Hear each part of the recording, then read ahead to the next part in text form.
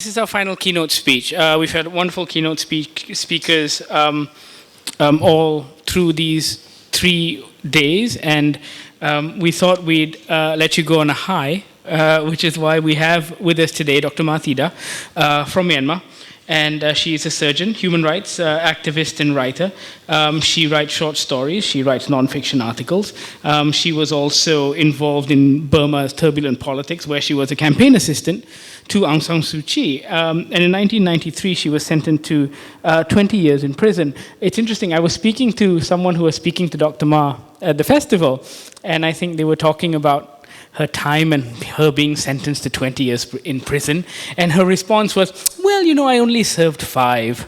I was sentenced to 20, but I only served 5. I think for a lot of us, I think a day in prison is more than we can handle. I know I'm a wimp. So it is with great pleasure and honor that I would like to introduce to you to Dr. MAHATHIR to give us the final keynote of the Kuala Lumpur Festival. Dr. Ma.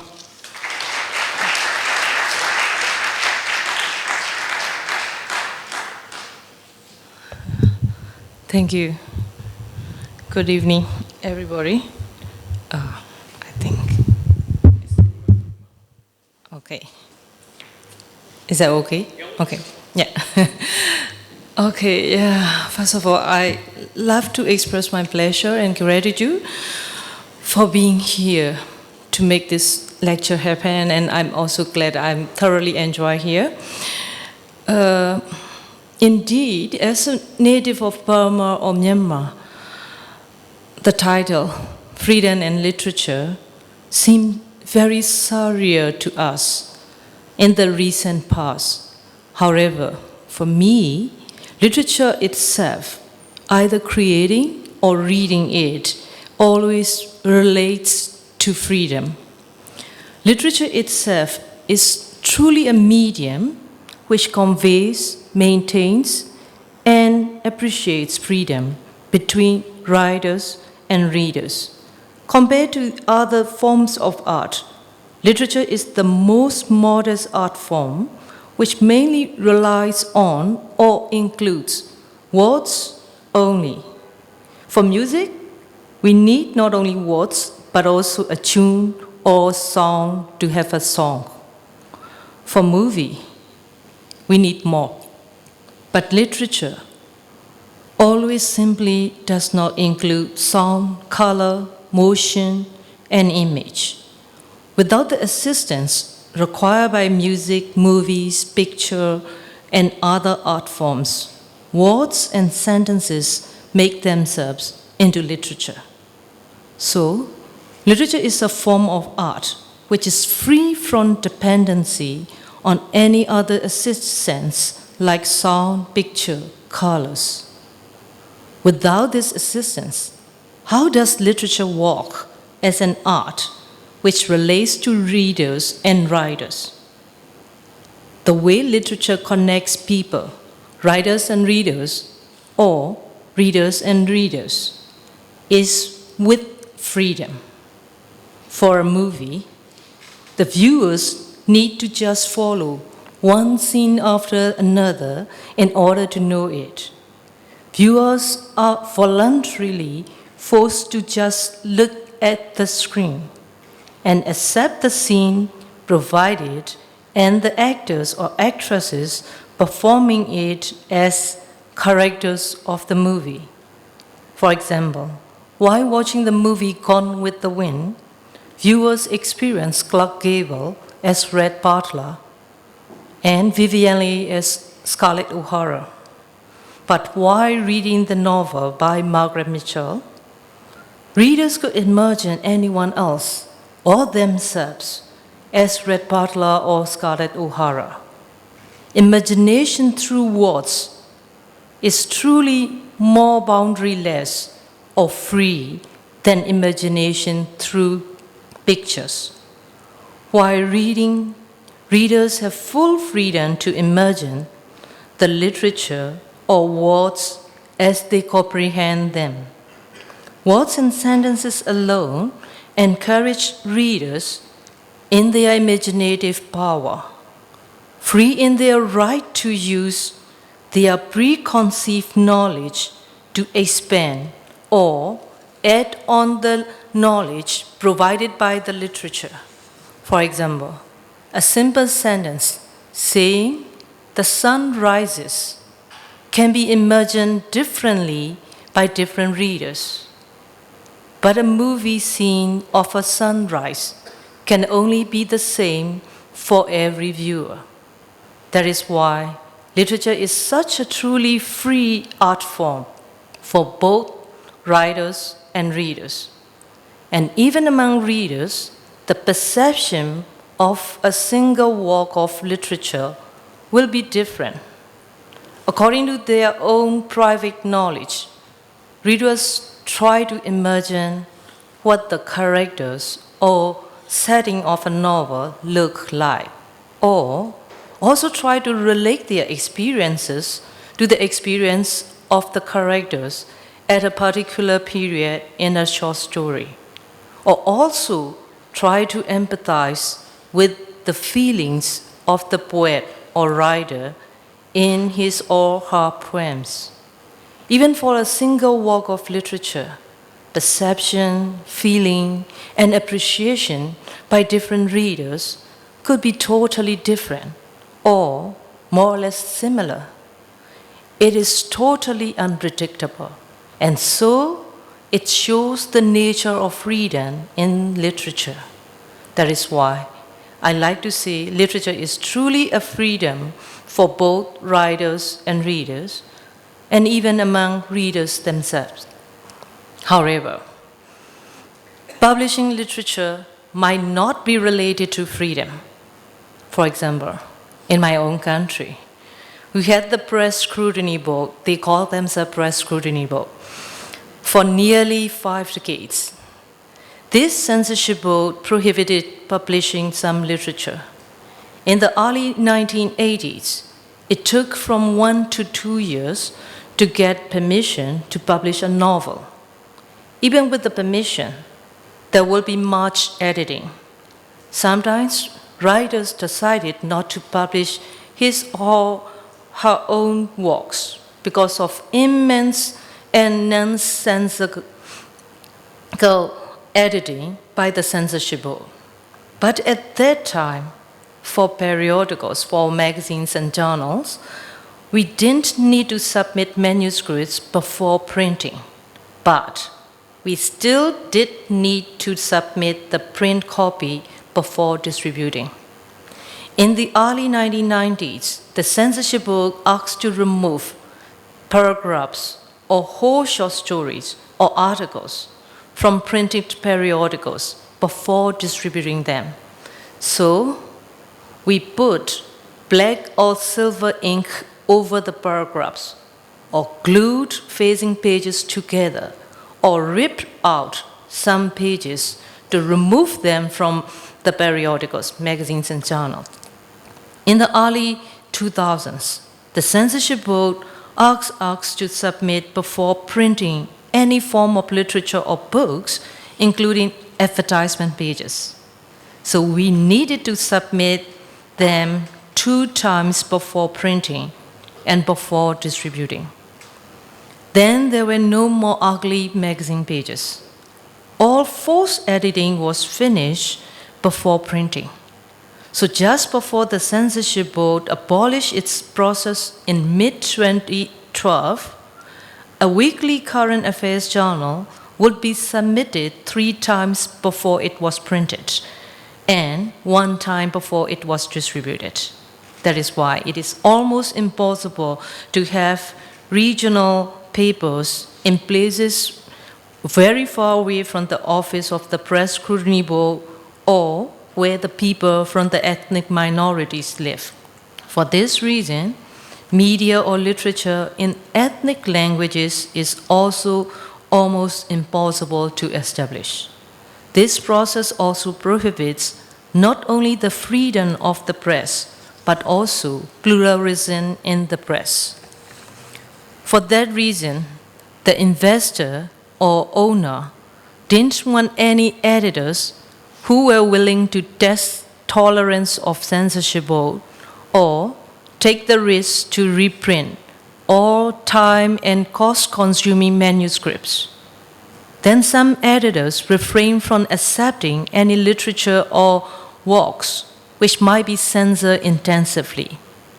And no definitive rules were mentioned by the censorship board. So it is sometimes hard to imagine which one might be censored or not. Since all publication houses need a license to operate, there were risks in the publishing some works. These risks could be terminating a license or going to trial under one restricted printing law or being put into prison without any other reason. Eventually, writers were forced to give up their freedom to think and write as they wish, ever having to count on the risks of censorship. This is what our Burmese literature had been through. This was how the role of the government censorship prohibits freedom of publication and literature. And consequently, this was, but sometimes it still is, how media ownership prohibits freedom of editors and writers also. Here I would like to tell my personal story. I have been writing many short stories in the 1980s. But because of my political activities and written criticism of the government, my pen name was on the brown list, not yet the black list. And most of my short stories were banned. And in 1993, when I was sentenced to 20 years imprisonment for altogether 4 accusations, and 2 of them were the printing and distribution of illegal materials. So these 2 acts make me 5 years plus 5 years, altogether 10 years in prison out of this 20 years. Then all of my writings were banned because of my imprisonment. At that time, my first novel was still printing, and the printers has asked to stop printing it. Then I became on the blacklist. So even I was in prison, no media or no periodicals could mention my name, even my name, not only about me, but just my name. Though I was released after 5.5 years, most editors didn't dare to publish my works, and no publisher wanted to publish my books. And furthermore, I couldn't get permission for a media license. I really wanted to run a news or current affairs journal, but I knew it was impossible. I tried to apply to get a license even for running a health journal in mid-2000s, but I didn't get it.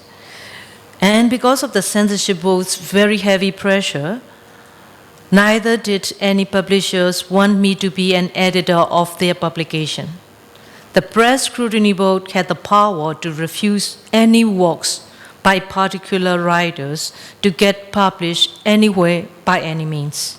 So even if a writer were not arrested in person, the censorship board could prohibit him or her to become an editor of any official periodicals or to write under their own names or under their pen names. So if this happened, no editor would dare to publish my works. So even though a writer is not inside prison, he or she has very limited freedom, not in creating literature, but in publishing it. Then in 2011, I was awarded a Freedom of Expression Prize by the Norwegian Authors Union. But at that time, situation inside Burma was not very good, and I was still working as an editor of literature magazines. At that time, I already got that role only in the literature magazine, not at the current affairs journals. And right at that time, I was writing for many other periodicals, so I decided not to go to Norway and accept the prize. But I sent a video of thank you note to them. Here I want to read some pages from this thank you note in order for you all to understand much more about our Burmese freedom and literature. Quoted. What a shame for a Burmese writer who was rewarded the prize, but she decided not to come and accept it in person. What made this? I dare to say the reason of making this decision is not to save me, but to save my words or creativity. Writing creatively is indeed very basic and simple needs for any writers around the world. However, for us, for Burmese writers, creativity is not with freedom, but with hunting for freedom. Though I have been trying a lot of new forms and presentations of writing, content and message of my words are usually not out of our struggle and hope. Why? Why I keep writing these? I do care of expressing my feelings and suffering of my people freely. I really do care of creating works to convey our speeches to the others. With free creativity, war has been experienced about rest of the world. I just want the world to be exposed to our creativity on expression of our speechless people. I cannot confiscate both creativity and freedom of expression in my works. We Burmese writers use creativity to get freedom of expression at the expense of losing our writing career or physical freedom. And we love to do it. For me, losing chance to be a writer in Burma is worse than being in prison. To keep freedom of expression, I have to create, and my works should be reached to my beloved people who have full of imaginative power. In other words, freeing the words with efficient creativity is more important for me than freeing myself. Quote end. That is why I dare to say that it might be easy to prohibit writers, but indeed, it is hard to prohibit both writers and readers to lose their freedom of creativity.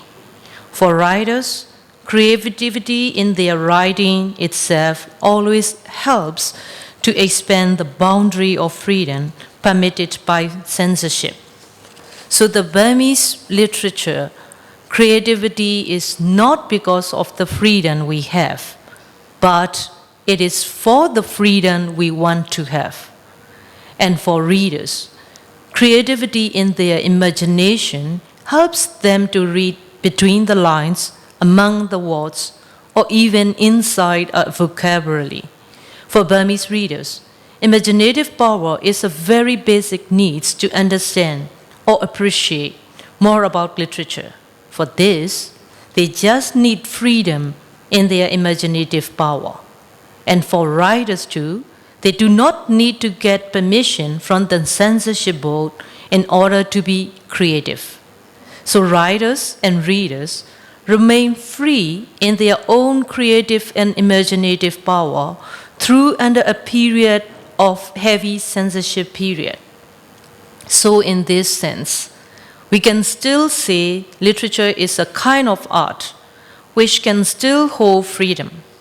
This is the role of writers to still keep freedom in literature by their creativity, and the role of readers by their imaginative power. Literature needs freedom, but it also brings freedom. Censorship indeed prohibits only the publishing of the literature, not its freedom.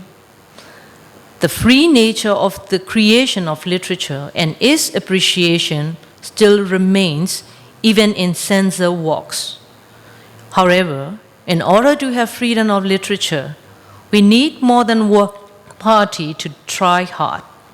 So in order to keep freedom in literature, we need not only governments to abolish censorship, but also investors or publishers and editors to be free from the fear of being at risk, and writers to be creatively strong, or readers to be imaginatively strong.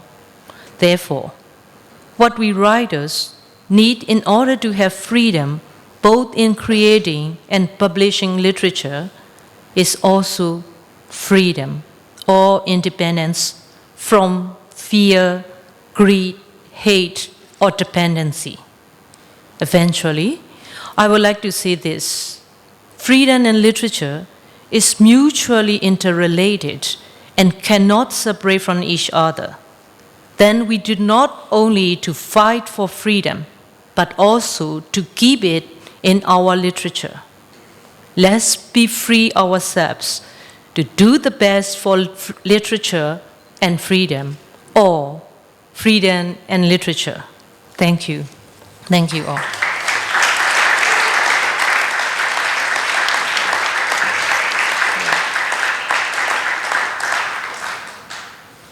Thank you, Dr. Ma. Don't go anywhere. We're going to have a little Q&A session right now. Let me just take the first question before I open it up to the floor. Dr. Ma, I was wondering if you could tell us, I don't think many people in the audience might know what the current state is like in Myanmar.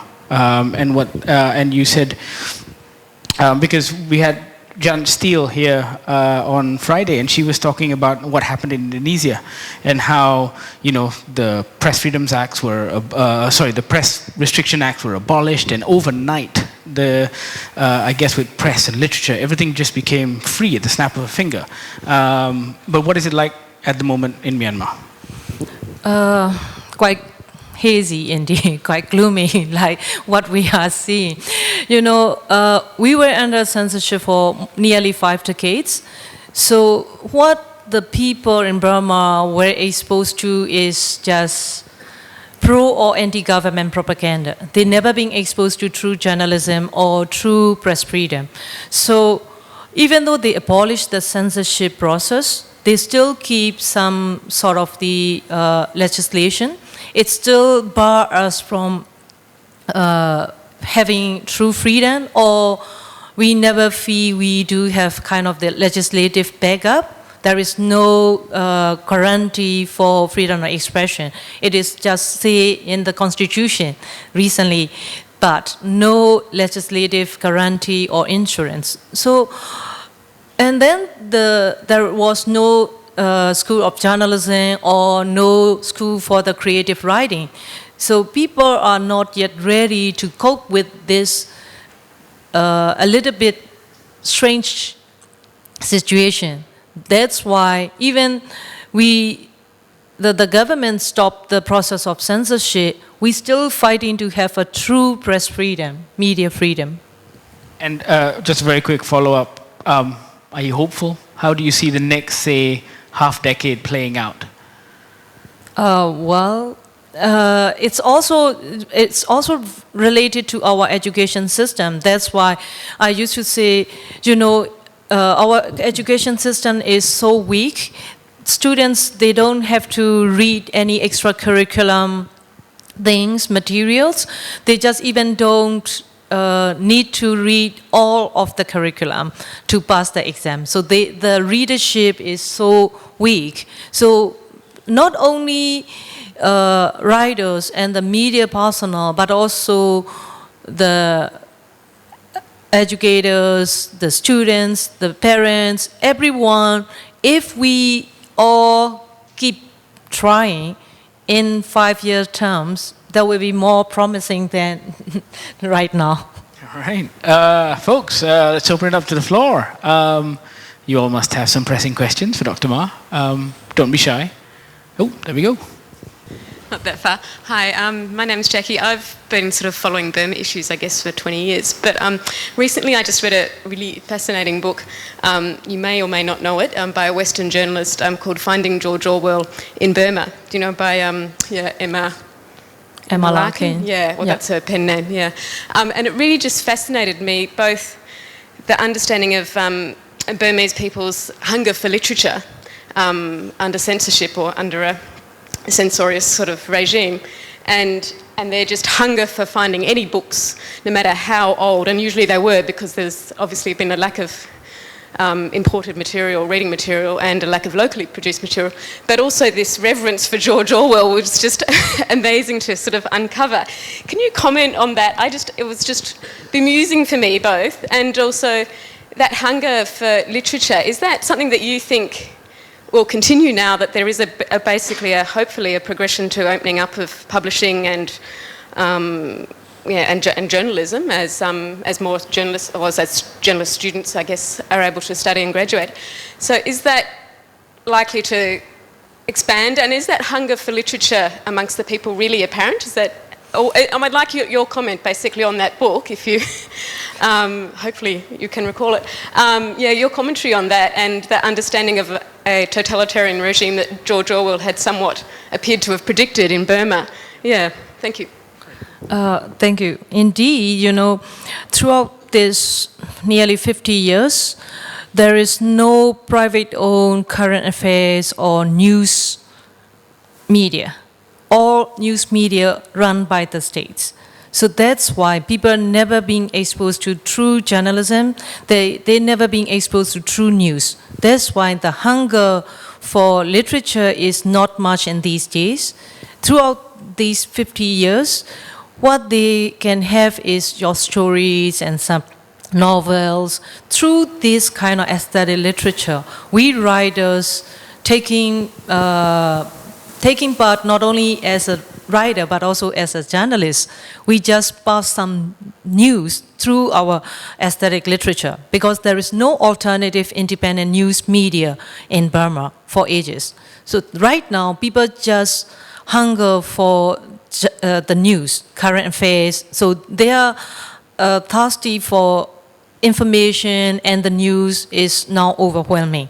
But maybe for 5-year terms and later, I wish their hunger for literature will be back when they were well informed. Now they were not well informed, and they are not yet well informed either. So that's why they still hunger for information. They don't want to think beyond. They just want to know. So I used to say, in 5-year terms, maybe they will come through for the era of knowing what to the thinking deeply. George Orwell, well, you know, people just say even 1984 is like the situation inside Burma. So, yeah, indeed, for the generation like us, it's still appreciated, but for the younger generation, they cannot easily. For them, it's still hard to imagine. Even, you know, this is only just 1.5 years, 2 years, we did have kind of the reform, but some young people, they're easy to forget. They never been well informed. That's why for them they have no knowledge about 1988, so and so. They cannot know. That's why they cannot appreciate much. It's kind of funny because that's actually similar to a situation over here where I guess non-fiction still sells far better than fiction in bookstores. And I'm just looking at the guy from Borders because he knows that statistic very well. But it's because I think a lot of Malaysians feel the same way about aesthetic fiction, creative fiction, and so on and so forth, being almost like a waste of time. It's like, I want the real. I crave the real first, right? Gray, you have a question? I guess my question is about the access to the internet, because in Burma, of course, it gets censored. The access to internet is not as much, it's not free. And I wonder if younger people or who are hungry to read literature, do they, in your experience, do they go online to look for literature, or does those kind of websites get banned as well and get blocked or filtered in any way? Yeah, mostly our youths, they are very good at proxying. So they were always looking for blog posts, indeed, in the past, in the past, under the censorship period. At that time, there was fairly nothing about social media. So it's like the advantage and disadvantage of having social media, you know. So in the past, the bloggers, we did have so many bloggers, and they posted not only the current literature, aesthetic literature, they also posted some old literatures where that literature we cannot read easily in the print version because they were banned. So some writers, they were exiled and they wrote, and this kind of print version we cannot available inside Myanmar, inside Burma. So people used to look around for the blog. But at that time, the internet connection and electricity, it was almost very difficult. We used to say we do have irregular electricity in Burma, irregular internet connection. So it's really hard at that time, but people were trying so hard. But after we do have a little bit freedom and relatively internet connection is a little bit better and electricity is become a little bit better now. But the problem is, since people cannot, people still do have poverty issue, and then they can now use the internet at their mobile phone, and they just stuck to the Facebook, stuck to the social media. There is nothing in the social media for the literature. It's just some blah, blah, blah, nothing there. So I cannot say, it's really hard. That's why sometimes a lot of bloggers whom I know, and they always complain, we cannot write now, nobody just look at our blogs. That's why we have to be the Facebooker rather than the bloggers. They're still having such problems. Yeah. Oh, I knew I could count on Sharad. Dr. MAHATHIR, I just want to ask you, you know, I understand that the dentist turned comedian Zagana, went from being a political prisoner to now actually leading some of the commissions on some important issues in Myanmar, including the persecution, the question of sectarian violence and the persecution of the Muslim minority there. I'm wondering to what extent people in the creative sector of society in Myanmar today are providing the kind of intellectual leadership that's necessary, especially in the face of the rise of, kind of almost fascist groups like 969, this kind of Buddhist chauvinist type groups. I mean, please correct me if my characterization of the politics of this is incorrect or inadequate, but to what extent do people like yourself provide the kind of intellectual leadership for Myanmar to progress? Well, yeah, we do not very much, because I see that's kind of violent is not pure sectarian, not pure racial, not pure religious one. It's all related to our three inherited legacy from the past authorities: poverty, poor education, very pessimistic view towards the rule of law. So people are indeed angry enough, and they're ready to explode. So on top of that, because of the mishandling by the government and the others, it's really hard to control. Not only the activists, but also, we try to say something, but we cannot reach easily. We are also under kind of the peer pressure. It's not censorship, but it's kind of the peer pressure. So, and then it's hard to have a chance to say for the mass media for us. Being as a writer, we can have a kind of the literature talk, and we used to say that kind of things, but still not very effective indeed, because there is more like public talks by these kind of peoples everywhere, and they also some group of people.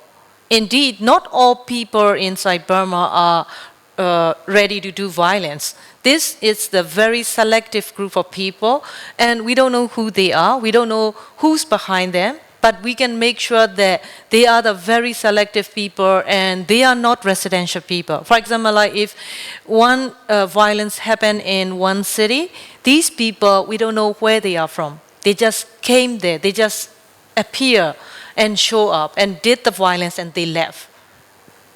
So we have a very big doubt about how comes we cannot catch them. Just to divert from there, very recently there was a literary festival in Myanmar, right? And there were a lot of authors who were invited, like Amitabh Ghosh and Vikram Seth, etc. And Dawn San Suu Kyi was there to encourage these people. Is that a sort of a sign, like a green light to people in Myanmar that, you know, we can now start thinking a little bit more about writing than what it was previously possible? Well, no, yeah, not only because of the festival.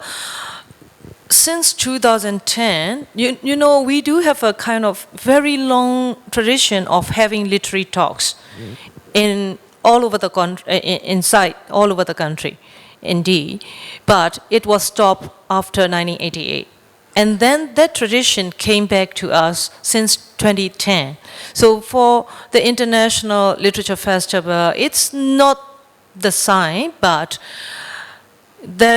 for example, like, you know, I wrote my prison memoir in Burmese, and it was published.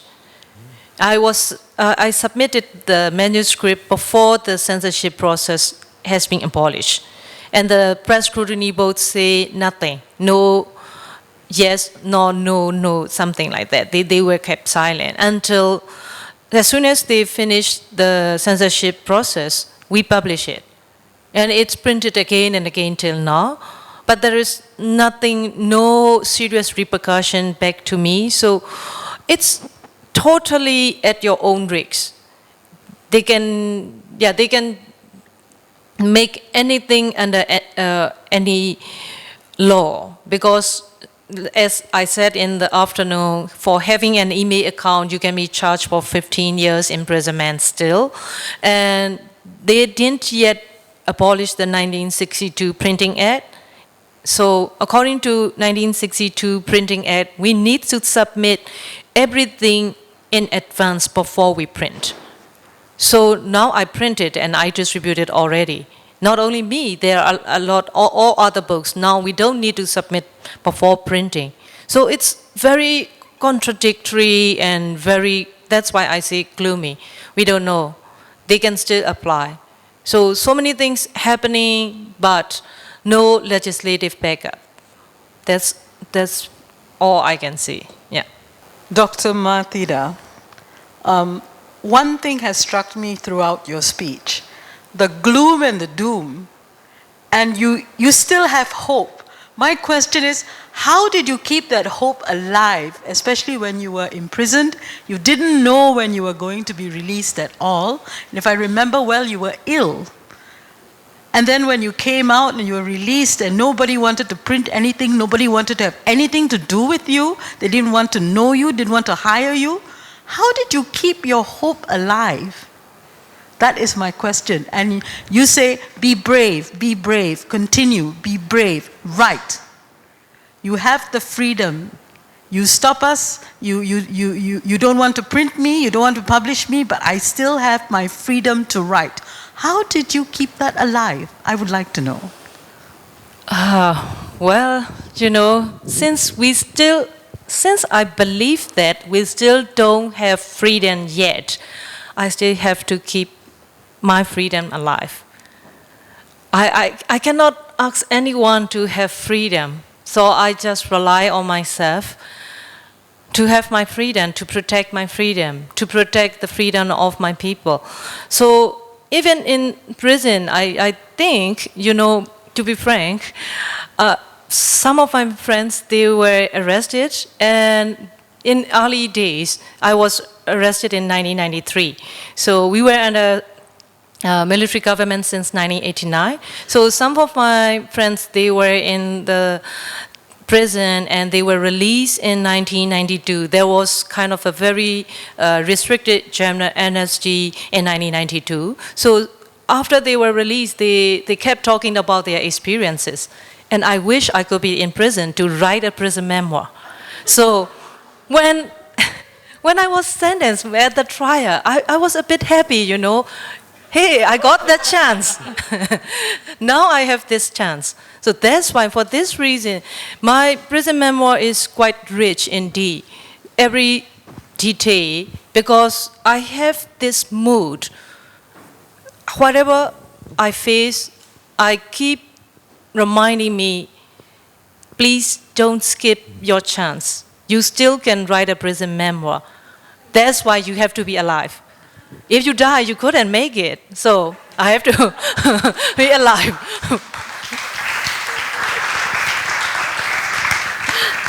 We've got time for a couple more questions if there are any. Oh, there we go.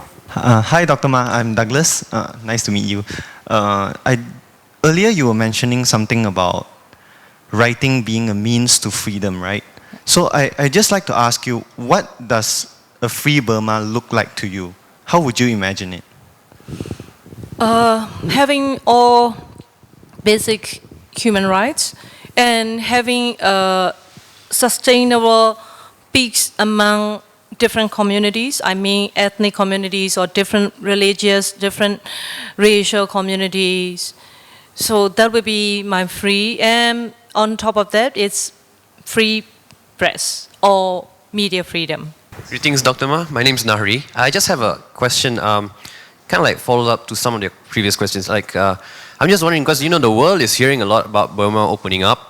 At least that's what the press tells us. The business people are telling us that, yeah, we're friendly and all that. And, you know, I guess from your experience, there's a bit of a, you know, on the one side, you've been able to publish a few new books, but on the same side, you're saying there's no clear word on whether this is true or not. So I just wanted to get your opinion. Is this a real sense of transformation happening in Myanmar, or do you feel that it's just something that the economists or the generals are just putting on for the rest of us? Do you feel that something real is about to happen, or? Yeah. For me, I used to say we are not even yet in the transition period for me. Only after 2015, I could say we are the very beginning of the transition. So these years, you know, of course we do have parliament now after ages, but our parliaments, you could imagine, only 43 out of more than 400, nearly 500, 600 are oppositions. So what kind of legislative body do we have? And the government, etc. So this situation is promising, I can say, but I cannot say further because it's still, what we need is, since there was no legislative body in the past, we still don't have any legislative backup for everything. So that's why we still need to walk on.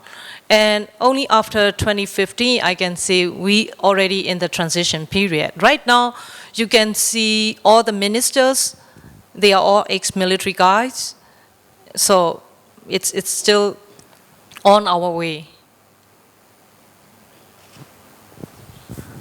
I think we might be done and just be all out of time as well. Dr. Ma, thank you so much for your time and thank you for that lecture. A big hand for Dr. Ma.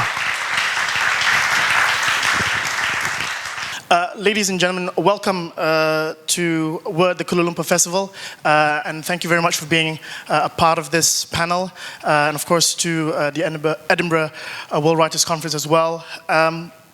So today I'd like to introduce the panel, and we'll be talking about censorship, and that's a loaded word in many ways, and it'll be very interesting to get the perspectives from our distinguished panel. She is a Burmese surgeon, human rights activist and writer. Her first novel, The Sunflower, written in Burmese, was banned upon release. Her novel, The Roadmap, received the Norwegian Freedom of Speech Award in 2011. In 1993, she was sentenced to 20 years to prison for endangering public peace, having contact with illegal organizations, and distributing unlawful literature. But she served only 6. in unhealthy and mostly solitary conditions. During this time, she was awarded several international human rights awards, including the Reebok Human Rights Award and the Penn Barbara Goldsmith Freedom to Write Award, and an honorary award from the American Association of Arts and Sciences, Dr. MAHATHIR.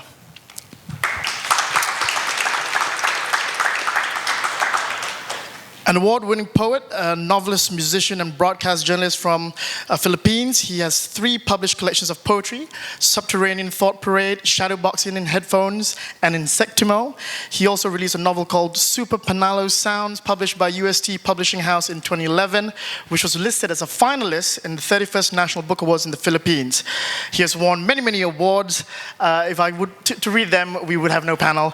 I would go on to introduce him, Lord Ernest de VEYRA.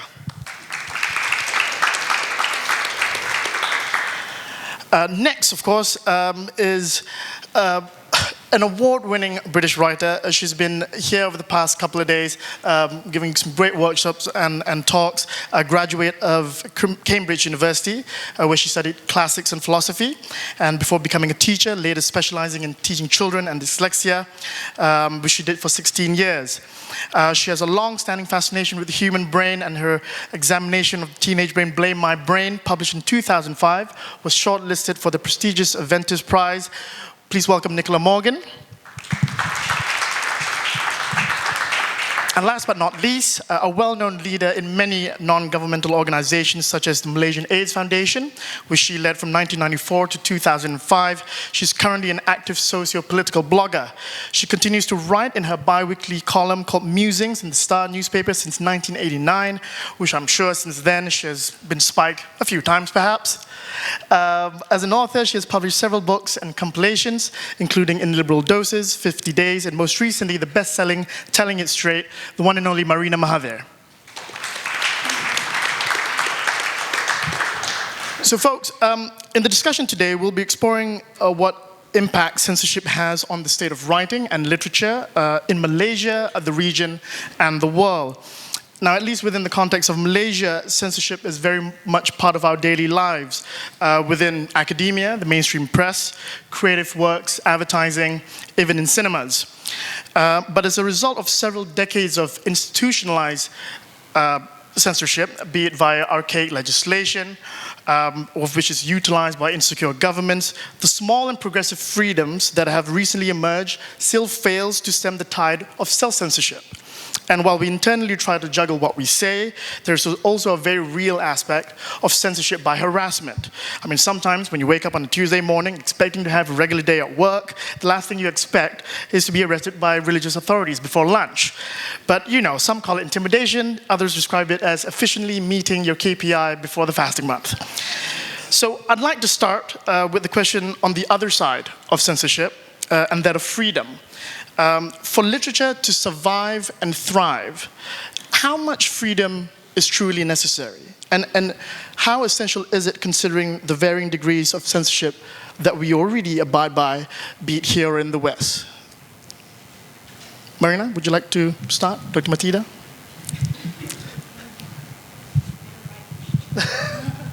Dr. MAHATHIR, would you have... Hello. Well, I used to say, you know, for being as a writer, we need creativity, especially for Burmese writer. Not with our creativity is not with freedom, but for freedom. Indeed, sometimes people keep saying we need freedom to be creative. We need freedom to write. But for us, we need writing for expanding our freedom. So it's so much related, being as a Burmese writer, freedom and literature and creativity. I think because of the censorship in Burma for the past 50 decades, most of our Burmese writers are a little bit more creative. Not only our writers, but also Burmese readers are very creative in their imagination. They can read between the lines, or they can read even inside our vocabulary. So it's so much related, according to my experience. Lord, I guess, in the context of, freedom, and I guess especially be it in Burma or Malaysia, when we talk about regulation and legislation that currently exists, of course, it is interesting to see, at least within Southeast Asia, in the Philippines, where the press freedom that you enjoy is quite substantial. And is that something, a model that the rest of Southeast Asia can look towards and say, that might work for us as well? The Philippines enjoys one of the freest media or press in the world. But the problem is that the worst kind of censorship, and this is taking the polar opposite of the Burmese model. There's so much democracy, there's so much freedom to the point that you have no readers anymore. The thing is the Philippine literary scene, the Philippine writing scene is mostly an incestuous kind of literary scene. It means that other writers read each other's works. So it's just a small amount of the academe. We're talking about novels, we're talking about imaginative literary types. So that's the thing. And it's the worst kind of censorship in one way, because you have this freedom in front of you. You're free. Actually, the national pastime is making fun of the president and making silly internet memes about the president or the past few presidents. No? But the thing is that when it comes to novelists, when it comes to fiction, when it comes to poetry, you absolutely have no audience. Very, very, very little audience. Super insubstantial readership. So, yeah, I did mention it's almost incestuous. It's small poetry readings. The idea of someone publishing a novel that would land them in jail is unimaginable. It's an absurd notion in the Philippines. Because I would compare that kind of democracy to a room full of little children banging on pots and pans, and everyone's doing it at the same time. I would like to actually read something, just some notes. Hope you don't mind, so we can discuss the heavier stuff later. Too free, the freest in the world. But we contextualize censorship in the frame of literary imaginative writing. Perhaps the most appropriate analogy for this would be that famous Zen saying, that if a tree falls in the forest and no one is there to hear it, does it make a sound? We Filipino writers always like to imagine ourselves as romantic rebels, patiently, monastically toiling away in the dead of night for that one poem, for that one novel that would free the people from the shackles of tyranny and all that crap. Perhaps because the Philippine independence from Spain was actually founded by writers and intellectuals. So to honor our heroes, we name our streets after them, if we consider naming streets a tribute of the highest form. But the only time we get to read them is when they are foisted upon us in school, which is the best way to make students hate them. But the reality is that the audience for literature in the Philippines is tragically small. Sometimes we writers like to jokingly imagine our works getting banned. And the forum yesterday where Ben Markovits actually joked about, I would like to have your stature as a politically charged writer, because the worst kind of publishing or launch in the Philippines is a controversy-free launch. So you launch it normally and nobody's gonna pay attention to it. So we jokingly imagine ourselves our works getting banned so that it stirs controversy and perhaps around mainstream attention. Many of us fantasize, about jail or charges of sedition, the notion of a central authority clamping down on us in the most cinematically Orwellian manner. But we would be flattering ourselves too much if that were the case. The literary scene in the Philippines is an incestuous one. We writers, apart from a small group of academics and students, are the only ones reading each other's works. Which is surprising because the supposed literacy rate in the Philippines is 95.74%, which is projected to increase by the next 17 years. And the latest survey of the National Book Development Board says that 80% or 44.8 million Filipinos are book readers, and that more and more Filipinos are reading non-school books. by which they mean, I think, Twilight. The government isn't exactly quaking in its knees because of a novel, because it will be read only by a maximum of 500 to 1,000 people, mostly academics perhaps. I'm pretty sure no poem will bring down a government. See here, the thing with Philippine democracy, it's too noisy. You have to remember, it's a showbiz-driven society where the elections are decided not by political platforms, but by the number of television ads. But the situation was not like this before. It has a very colorful history, actually. The Philippines has gone through 3 periods of censorship. The first was with the Spanish colonial government, which lasted for a very short while, about 3 centuries, followed by the American colonizers. And the third period is proof that a country does not need a foreign power for it to be oppressed. This was the martial law period under the Marcos dictatorship. First part, the Spanish authorities executed Dr. Jose Rizal for his writings that were scathingly critical of theocratic rule. Written in Spanish and distributed clandestinely, his first novel, Noli Me Tangere, or The Social Cancer, was published in 1887, attacked the friars who subjugated Filipinos in a state of ignorance. Clerics who ruminated on purgatory while the rest of the Western world was concerned with barometers and incipient theoretical physics. Of course, Spanish authorities displayed their total absence of a sense of humor by executing him. Now, Jose Rizal is our national hero, and the place where he was shot is now a venerated historical shrine where the kilometer zero of the Philippine Republic begins. During the American era, the second part, there was the Sedition Law of 1901, or Act number 292, which prohibited any Filipino from advocating Philippine independence or its separation from the United States. This was enacted by the Philippine Commission under William Howard Taft. It declared unlawful any peaceful or overt means such speech, printing, publication, and circulation of material that encourages anti-colonial ideas. Sounds familiar?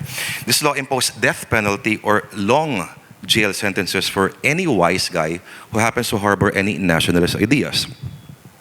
A number of plays written by Filipinos during this time were classified as seditious plays. And some of its authors and even spectators or audiences were arrested and imprisoned by the Americans. Then the American era ended after the Second World War, and there were writers, poets like Amado V. Hernandez, one of our national artists for literature, who were jailed not because of his writings, but because of his affiliations with the Communist Party. So remember, in the 50s to the 90s, the Philippines had always been haunted by the Bolshevik boogeyman. By the way, Jose Maria Sison, the figurehead of a more than 40-year long, protracted communist struggle, was himself a poet. Now he's in exile in the discotheques of the Netherlands. And then came the dictatorship of Marcos in 1972. He imposed martial rule on the Philippines, citing many threats to national security, among them the communist guerrillas. Newspapers and TV and radio stations were forcibly closed down, and members of the press intensely critical of the administration were arrested in the dead of night. And that was just the first 24 hours. Of course, books were banned, but they were mostly journalistic and expository in nature. Not exactly literary ones, true, but there were novelists and poets thrown in jail and tortured. But the charges against them mostly had to do with their political activism and not because of their creative output. Some of the books that were banned included The Untold Story of Imelda Marcos, which probably one funny theory is that Imelda wanted it banned not because it was subversive in nature, but because it mentioned that she came from poor roots. So because of this Marcos stigma, the word censorship is massively frowned upon in the Philippines, and no Philippine politician would want to evoke comparisons to Marcos. But while there is no official state sanction, several Philippine presidents and their immediate relations have practiced some form of censorship in the guise of lawsuits and financial harassments, as in the case of President Joseph Estrada, with two major newspapers, and one of them, the historic Manila Times, was driven to bankruptcy after a relentless series of scathing editorials. And just to show you the kind of liberty that we enjoy in the Philippines, the Philippine press, there's this one newspaper called the Philippine Tribune that photoshopped the head of President Gloria Arroyo on of a curvaceous bikini model with a D cup, and it was published on the front page of the newspaper, no less. And there was just during the 9 years of the Arroyo regime that gave birth to what critics call the culture of impunity.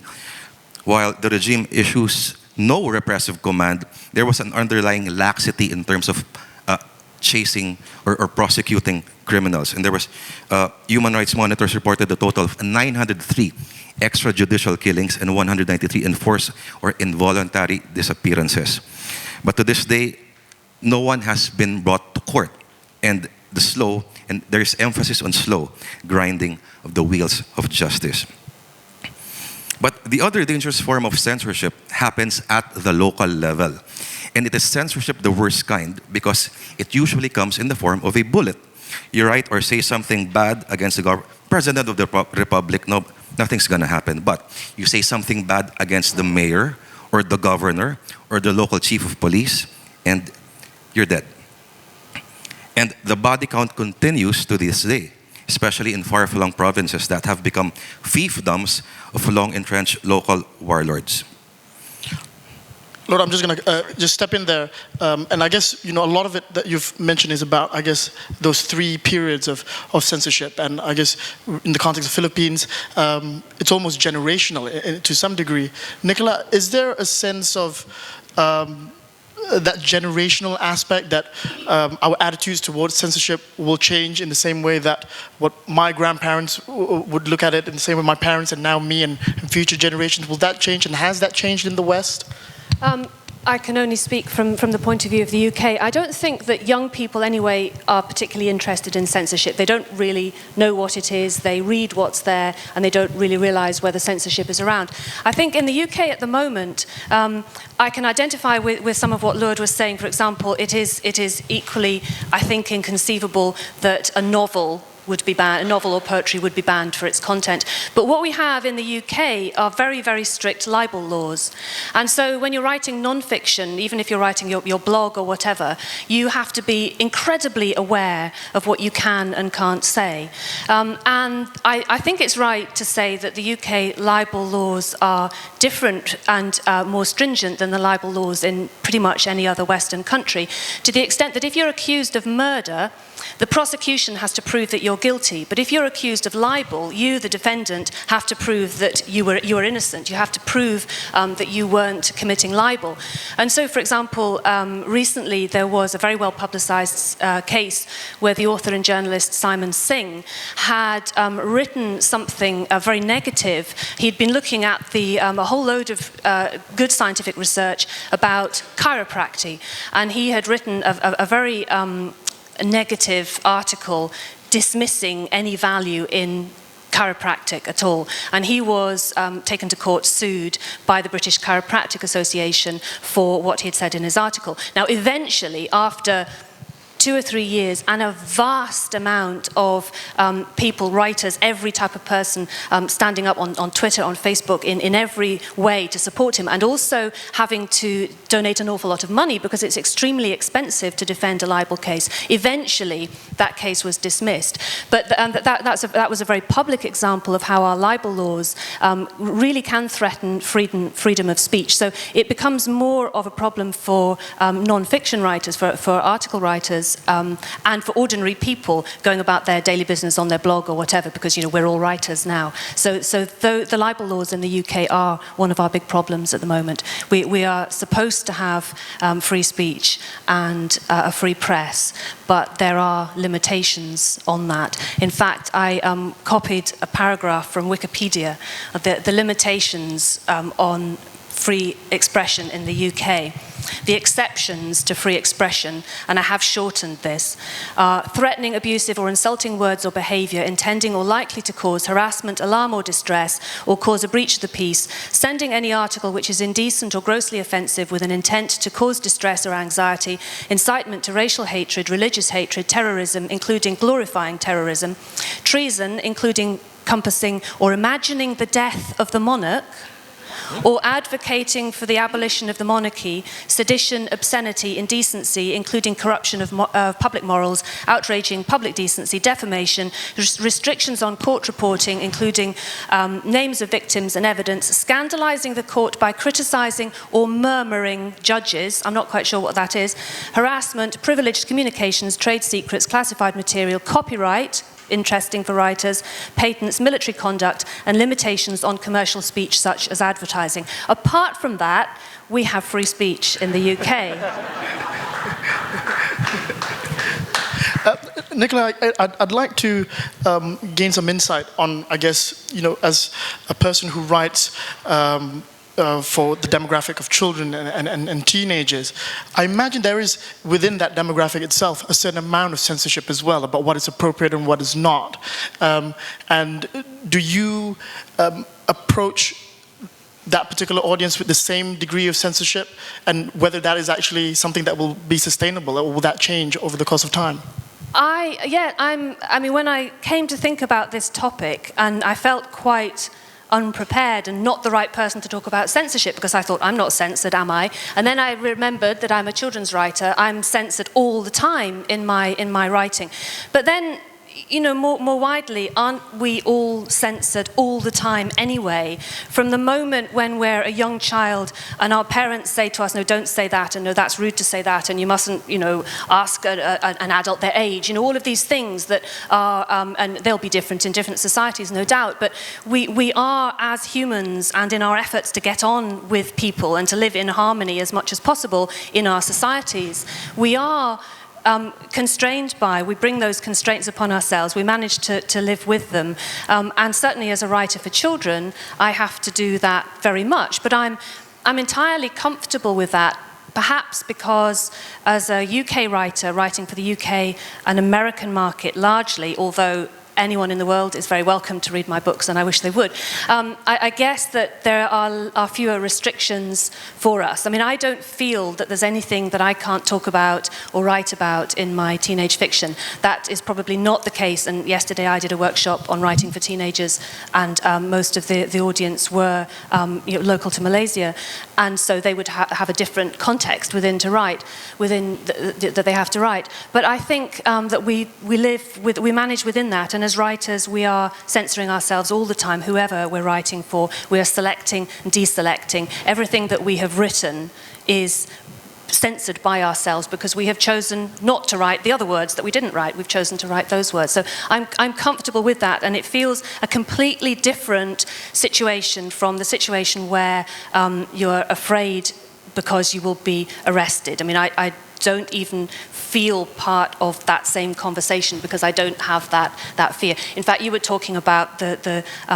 desire to have your book banned. Yeah, we have that in the UK as well. It's very cool to have your book banned. Very cool. It's very cool. I'm quite ashamed that, as far as I know, no one has ever banned any. Apart from individual librarians have banned my books, and that's as far as I've gone. Marina, if we can bring it home a bit here in Malaysia, because right across the panel we've been going through sort of different extremes about the experience of censorship, and I guess very much in Malaysia, as I mentioned before the intro, self-censorship it's so natural, but surely in 2013, in the age of the internet, where we have access to so much information, is that going to be a thing of the past that we can put behind, or is it something that's still grappling very much within our day-to-day lives? I think it's still here. Self-censorship is a really insidious thing. My column, for example, I mean, if you look at all the years I've been writing, which has been a long time, so I've written hundreds of columns by now. If you put it all in perspective, I've only had really about 3 columns maybe that weren't published at all, and therefore you could call it censored. They have tweaked with some words, some phrases in some of the columns, that sort of thing, but generally it's been not a bad record. But the thing about it is that the censorship doesn't really come from any official source.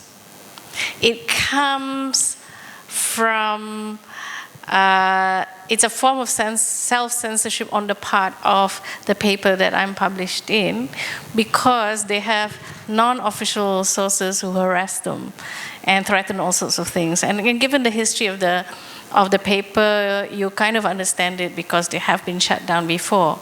But it's quite interesting for me because it doesn't really come, like I said, from they don't get a letter saying, you know, you shouldn't publish Marina because she said this, this, and that. It hardly ever happens before something is published. If they get harassed, it's after. And then after that, they're extra watchful over the next columns. And it's just speculation, you know, it's kind of prevention of problems sort of thing. So rather than be hassled with phone calls and you know, all sorts of things, they sort of tell us to, they actually took me out to a very expensive tea to tell me to tone things down. Didn't quite work. But, and you know, nowadays it seems silly because you have the internet and all I had to do is put it up on my blog and it's in my book. And you know, it's in my book and nothing has happened. So it's not an official thing, but they are so worried that they self-censor. But you know, the two things that they're really worried about is politics and religion. And it's also very selective, of course, because they're worried about what I or any of the other columnists say about politics, particularly when it talks about racial politics, etc., and what we say about religion. But there are other publications that can get away with anything, you know, and say the worst things, far worse things than we do, and nothing happens to them. But nowadays there's a new thing. I mean, you think that the internet is out of the reach of all this type of censorship, but now we have a new thing where they are reaching out to bloggers, Facebook, Twitter, etc. And for things which are, to me, didn't exist before, and partly because it's so vague, and that's the idea, and mostly it involves religion and all that, is the idea of insulting people, institutions, religion, that sort of thing. It's very vague. And it's not on the part of the insulted person bringing this. It's someone taking on behalf of, well, I think you've insulted that person, therefore I'm going to take you to court. So it's a very strange and very scary sort of situation we have now. Dr. Mathira, it's almost baffling sometimes because, you know, on one hand, you have a situation where a non-official source of legislation or ruling or regulation is probably perhaps even scarier than the actual legislation itself. For somebody who's actually been on the worst end, having been in prison for distributing literature, and where we are now when it comes to, I guess, the selective prosecution with the new freedoms we've gained through the internet, are we going around in a circle almost? Yeah, our case is really much complicated. In Burma, according to one law, it's related to the electronic law or something like that. Even if one person can be sentenced up to 15 years of imprisonment for having an email account. So that law is still existing. So it's much complicated, even though they stopped the process of the censorship in 2012. It took altogether 48 years of censorship since 1962. In 1962, we did have a printing law, and that law has not yet abolished. But they abolished the process of censorship. So you can see how much our freedom, so-called freedom, is insecure, and that's why we all fighting for having kind of a media law and other laws, but at that time, the government now proposing to having another new laws, printing and distribution, printers and distributors law, and the public service media law, something like that. That's all cannot give any guarantee. And then we imposing, especially by myself, I always want to have a law, freedom of expression law and freedom of information law. Although the Constitution say we can practice freedom of expression, but there is no legislative backup nor the legislative insurance guarantee for us. So that's why anybody can be taking action according to any laws for any reasons till now. So even though we practice, we distribute it, we write, but we don't know when and how, because I was sentenced to 20 years, I was released after 5 years, 6 months, I still owe 14 years, 6 months, they can still claim it. And there is no legal backup for me. So right now, our situation is still promising, but I cannot say it's safe. But Dr. Mahathir, if tomorrow we flip a light switch and you have the freedoms that you want, this gentleman right here will say that, you know, there's just going to be a bunch of bikini photos in front of a newspaper and that there's no quality, it's just a lot of noise. What do you have to say to Lord's suggestion earlier? Oh, you know, we already have that kind of things since they lift the process of the censorship. Yeah. So that's why we also want to have a code of ethics and code of conduct for especially for the journalism.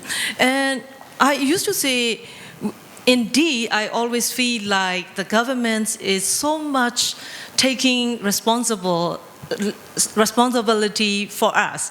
We really want to take our own responsibility. And then otherwise, how can we become responsible citizens to practice the true journalism or true freedom, the media freedom for us? That's the way that I think right now, not only in Burma, but also in the whole world, what we are facing is another problem is media ownership. Media ownership is like censorship, self-censorship. So especially in Burma, you know, we have to apply license to run periodicals. And then in the past, all the cronies and family members, generals, they can get license. We don't get license. We cannot get license. And then, since they own this media industry, and they can ask their editors, reporters, not to write anything against China, not to write anything against North Korea, etc. So, yeah, it's also not only prohibit freedom, but also prohibit pluralism. So that's why we also have to think censorships, it's not only from the government, it's also from the business, ownership, etc. That's why I think in your case, if we cannot seize the responsible concept of the responsibility for every single people in our country, it's still hard to practice the real freedom.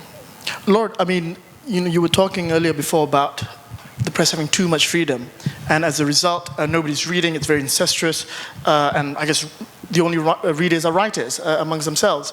But isn't that just the case then that these media companies up their game, and that the better media organization with better quality of writing will win, and that, you know, the fluff will die away? Why is that not happening in the Philippines? Let's just put a distinction between when I say the incestuous part happens in the literary side. Sure. Okay. I know we should not be making any distinctions between imaginative literature and journalism. They should be one and the same, but just for framing the discussion. But if I understood your question correctly, well, that's basically what's happening. But the market for, let's say, major dailies in the Philippines is not exactly a very big one. Although Marina earlier mentioned one of the two, let's say, it's an explosive word in the Philippines, religion especially. We are a predominantly Roman Catholic nation, and the church was responsible for one of the biggest factors against the people fighting the Marcos dictatorship, because we were very, very religious, and lots of people go to church every Sunday. But the thing is that now, because there's no central source of repression or oppression, there's this strange observation that the church seems to be relegating back to a medieval sort of consciousness. All of a sudden, one of the biggest debates in the Philippines for the past several months has been the reproductive health bill. And the joke is that the church is scared of condoms and sex education, despite the burgeoning population boom. And what's funny is that one of the major dailies of the Philippines, the Philippine Daily Inquirer, which was instrumental in fighting the dictatorship of during the waning days of the dictatorship, actually had to apologize for accidentally printing this comic strip. But of course, a comic strip would be seen by more people than a novel. It's about, the strip is called Pugad Baboy. It's a strip where a dog talks.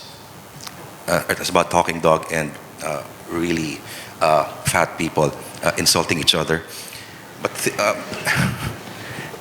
the thing is, the cartoon actually spoofs the hypocrisy of it's really charged. It's about lesbianism, and there was poking fun at that.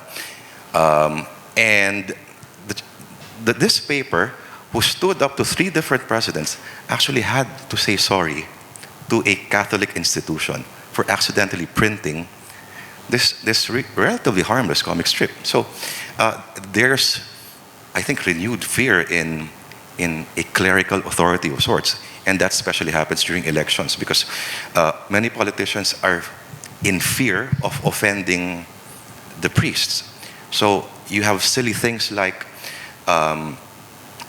this is really silly. No, the biggest bestseller in the Philippines now is Dan Brown's Inferno. It's because of one stupid reason. There's this passage there where a character described Manila as the gates of hell. 6-hour traffic jams, floodings, abject poverty, which is not really that far from the truth. So it sparked controversy to the point that the head of the Metro Manila Development Authority had to write a letter to Dan Brown, for Christ's sakes. And this is a government agency that's in charge of flooding, of making sure that there's no traffic. See? One Metro Manila mayor actually wanted to ban the screening of the Da Vinci Code, apparently because it contained anti-Catholic or heretical elements. Stupid things like that. Nicola, I'm just wondering, in terms of the tools to subvert censorship, be it satire perhaps, or even, I guess, approaching children and teenagers, and I guess being upfront with them on matters of censorship. What do you imagine to be an effective way to deal with this particular subject matter? I think the best tool against negative censorship, particularly political censorship, is the knowledge and suspicion that censorship exists or may exist. So in George Orwell's 1984, Winston Smith didn't fail because he failed to stop censorship. He failed because he failed to let people see that there was censorship. And so I think that that's the best tool that we can have to make everybody, and in my case I'm usually talking to young people, to make young people aware that what they read, particularly on the internet, not the printed word so much, but particularly on the internet, may be false, is probably in some ways propaganda, because I would argue that most of what we write as non-fiction writers, at least, if not also as novelists is propaganda. It's our own take on the world. And so I think that young people, as soon as the internet arrived, I think young people were taught quite clearly in class that Wikipedia, despite the fact that I just copied a bit from Wikipedia, Wikipedia is not the fount of all knowledge and shouldn't even be the first place to go to find information, and that you should distrust everything. But I think that message needs to keep getting through, that you need to distrust what you read for lots and lots of reasons, partly because it may be false, but partly because it may have been censored, or it may be propaganda, it may be the wrong message getting out. So I think we have to foster that suspicion and doubt in young people, and that's the best tool that I can come up with for it. Folks, we're getting to that time for a little Q&A. We have 4 panelists, so I'm trying to give a little bit more time towards that. So there is a microphone that will be going around. Please raise your arm. And we all know the drill. It's the first question. We're all going to get a bit shy and embarrassed. But, you know, let's make the most of the time and make the most of this wonderful panel. Anybody with any questions, please raise your hand and somebody will assist you immediately. And I'll take the first question. I have a question. Oh, yes, go ahead.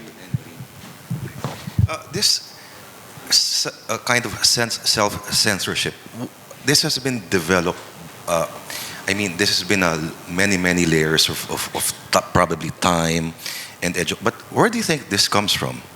I'm real curious to know. Well, you're right. It's developed over time, over many layers. It starts off with the laws that we have and had, Sedition Act, Printing Presses Act, and all that, which really pretty much wield a big stick against anyone who crosses certain lines. Some of this have been taken off, but that instinct, like Ezra says, that instinct to self-censor is also there. But the other thing that I've just really been thinking about recently is a form of cultural censorship. For instance, my column is in English. It's also translated into Chinese, it appears in one of the Chinese newspapers. But a few people have said, why isn't it translated into Malay? And so the last book, I sent it to a Malay editor, sort of person, and I said, you know, why don't you take a look and see? And I saw him the other day, and he said, yeah, it's very good, but you know, Malays cannot accept this. And so he may be right, because I think he's quite tapped in, but it is an assumption of this type of Malay cultural mentality that will not accept very direct words, you know, the way I write. And on top of that, it's coming from a woman. It's coming from a Malay woman.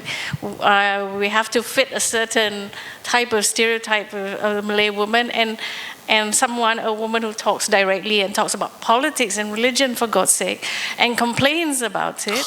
I mean, really, you know. Come on. Yeah, exactly. So that's a form of, to me, I find that's also a form of censorship. And there have been many issues in the papers, for instance, which directly affect women.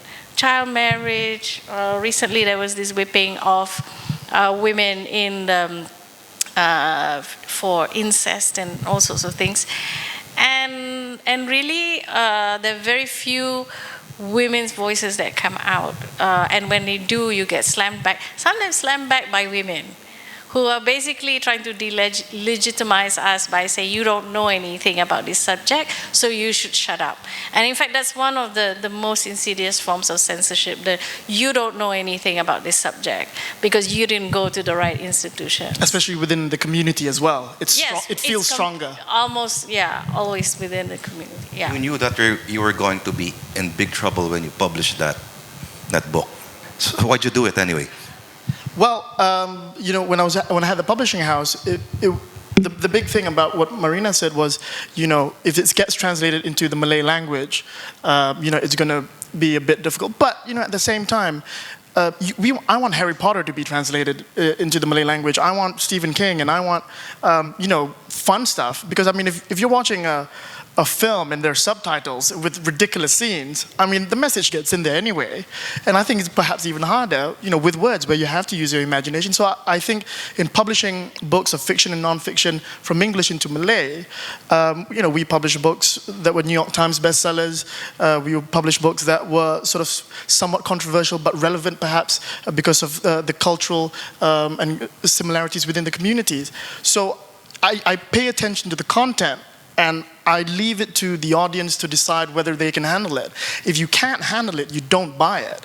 And that hurts me more than arresting me and having this whole process of going to court. So I guess I'm really for Malaysians, I guess, to figure it out for themselves whether that material is suitable enough. I shouldn't be the judge of that. The state shouldn't be the judge of that.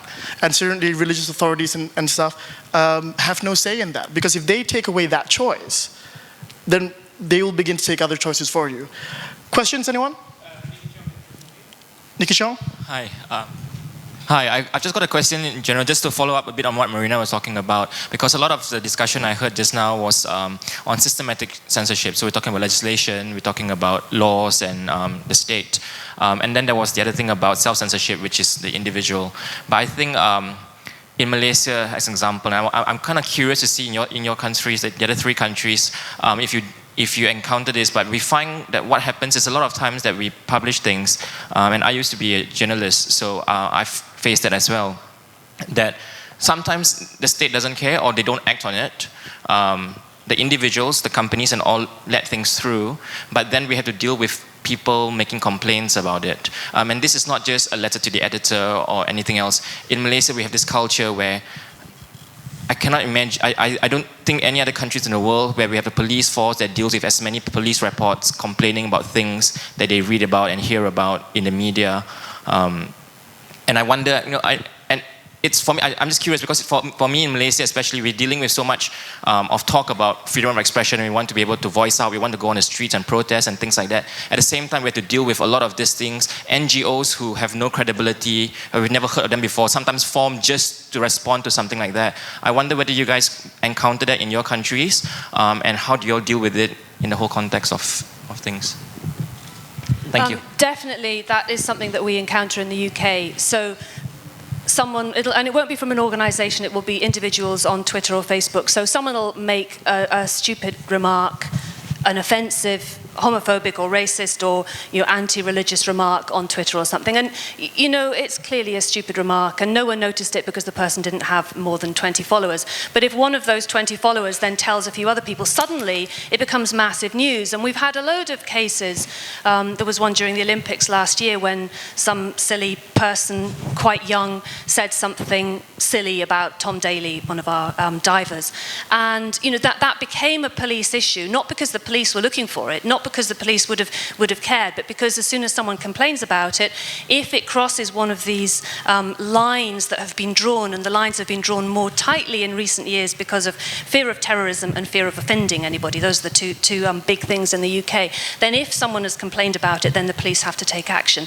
And there was another sad case recently where a young woman had been appointed as a representative of speaking for young people, and her appointment was announced. Her appointment was going to start 2 weeks later. Within that 2 weeks, and in this case I gather it was journalists had gone back over her tweets from when she was 13 or 14 and her Facebook status updates and had found some homophobic and racist stuff, and she had ended up being investigated, not ultimately arrested, but being investigated by the police, having been hauled through the newspapers, through the internet, and made a complete wreck of, and she actually had to stand down from her appointment, or she decided to stand down from her appointment. So those are the sort of things that happen regretfully often. Not that I'm condoning any offensive behaviour, and the things that these people have said were silly and unpleasant and offensive and wrong, but did it have to go that far? So we're experiencing the same things. Very good. Yeah, if I may add to that.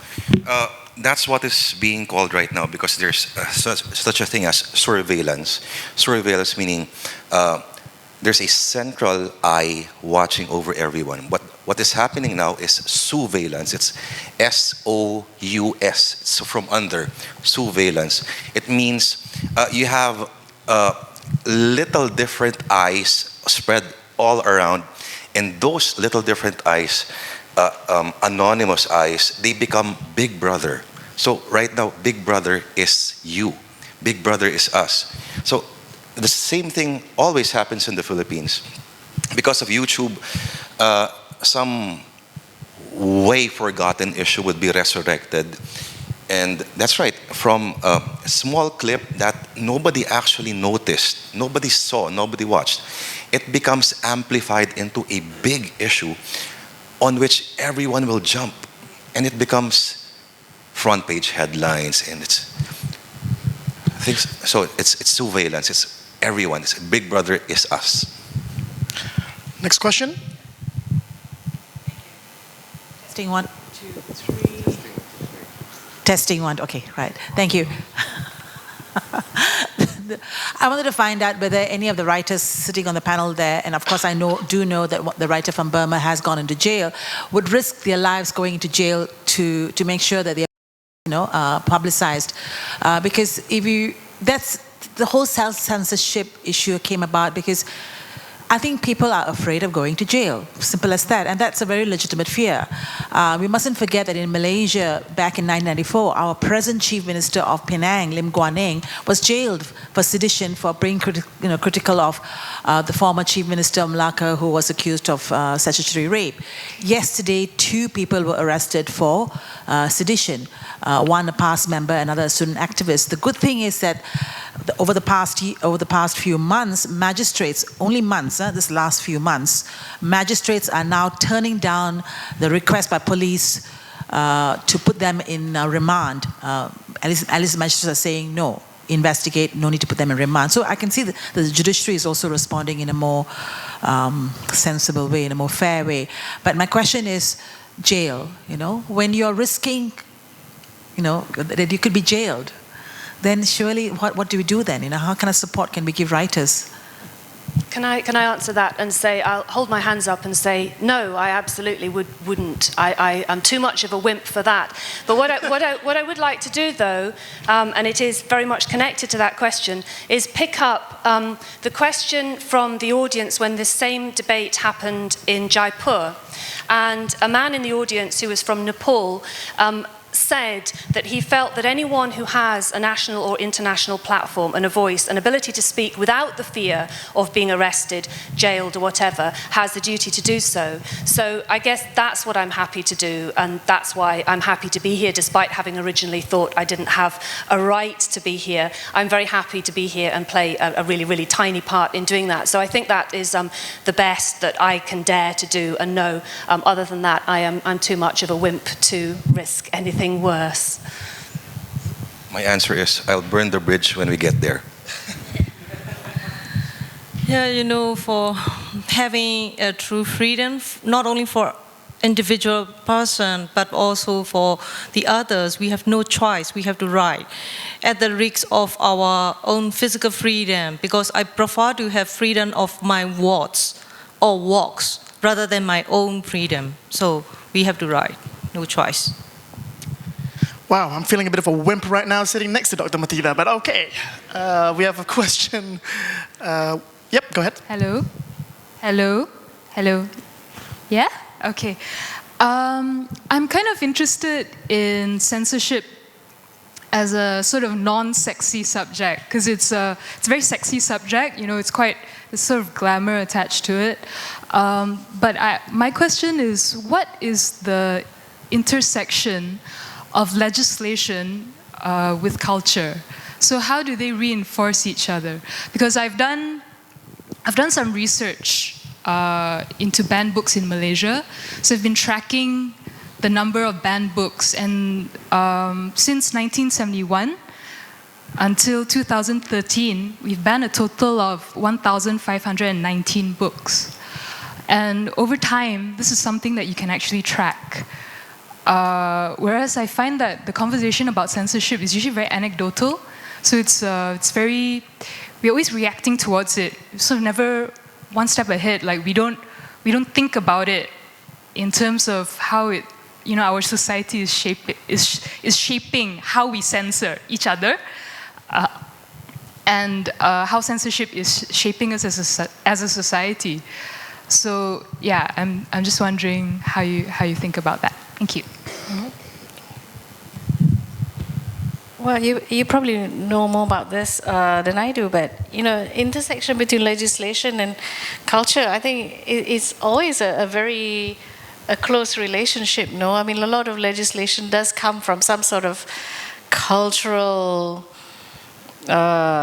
foundation to how people view things, how people view women, how people view the way children should be taught. I know one of the banned books is a sex education book for children, right? And that comes from an idea that you shouldn't be talking to children about sex. Marina, it has illustrations, cute ones as well. I know. Well, that makes it even worse, isn't it? I mean, is that what you're saying? Well, what I'm saying is it's not just about that sex education book. It's about the 1,500 over other books. Like, those are important too. Yeah, no, I'm not saying they're not. But you were asking about the intersection between legislation and culture. It has to come from somewhere. So, we have guardians of culture and guardians of how people should behave in this country. So unless we challenge that and say, yes, people are ready to talk about these things, then it's going to continue and nobody's going to question that. For women, for instance, the idea that women talking about religion, I mean, we had a book ban, we being sisters in Islam, which we'll talk about at 4:30 afterwards. There's a launch after this, folks? Yes, please. And, it is really a nothing book. I mean, not a nothing book, but it's... It's an academic book that had been out for 3 years. They only worried about 7 pages and actually a few paragraphs. And where does that come from? How can you ban a whole book just because of that? It's because the so-called big picture is Muslim women shouldn't be talking about religion, and that's it.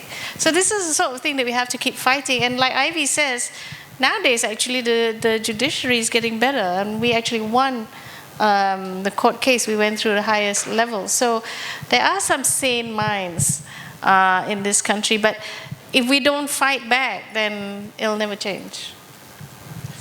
One last question. Hi. Yeah, this has also something to do with what Marina was talking about fighting. See, what I understand about censorship is that it's essentially what you can and cannot say to the people. But then what you can and cannot say to the people depends on the people themselves. But here's the thing. The people are shaped by the media and what they take in. So then you see there's a bit of a circle. So other than fighting, what are the other ways internationally or maybe locally that we could do to break the cycle and maybe to get our ideas out in free speech?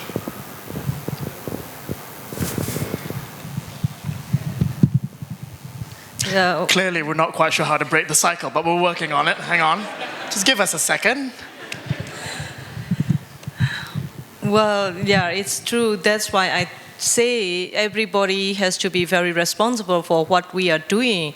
So, being as a writer, we have to write whatever it will be the path for freedom. And being as a reader, I think readers also have to be very responsible for choosing what you really want to read. And that will also having a good environment for the readership.